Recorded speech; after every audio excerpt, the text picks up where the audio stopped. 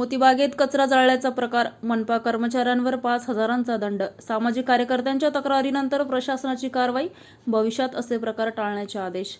आज दिनांक 10 मंगळवारी रोजी सकाळी 9 वाजता मिळालेल्या माहितीनुसार शहरातील मोतीबाग परिसरात कचरा जाळल्याचा प्रकार समोर आल्यानंतर अखेर महानगरपालिका प्रशासनाला कारवाई करावी लागली आहे.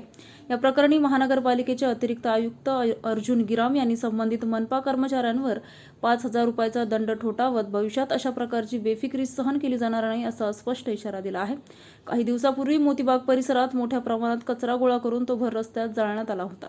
या प्रकारामुळे परिसरात दाट धुरांचे लोट पसरले होते. सकाळी मॉर्निंग वॉकसाठी येणारे नागरिक तसेच सायंकाळी खेळण्यासाठी येणाऱ्या लहान मुलांना या धुरांचा मोठा त्रास सहन करावा लागला.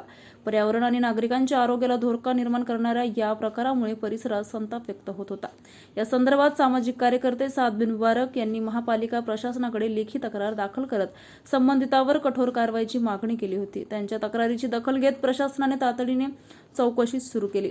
चौकशीत कचरा जाळल्याचा प्रकार समोर आल्यानंतर अतिरिक्त आयुक्त अर्जुन गिराम यांनी संबंधित मनपा कर्मचाऱ्यांवर 5,000 रुपयाचा दंड ठोठावला. तसेच यापुढे शहरात कुठेही कचरा जाळल्यासारखे प्रकार आढळल्यास अधिक कठोर कारवाई करण्यात येईल अशा सक्त सूचना देखील कर्मचाऱ्यांना देण्यात आल्या आहेत. दरम्यान शहरात स्वच्छता आणि पर्यावरण संवर्धनाच्या घोषणा देणाऱ्या महानगरपालिकेच्या कर्मचाऱ्यांकडूनच अशा प्रकारचे निष्काळजीपणा घडल्याने नागरिकांमध्ये आश्चर्य आणि नाराजी व्यक्त होत आहे.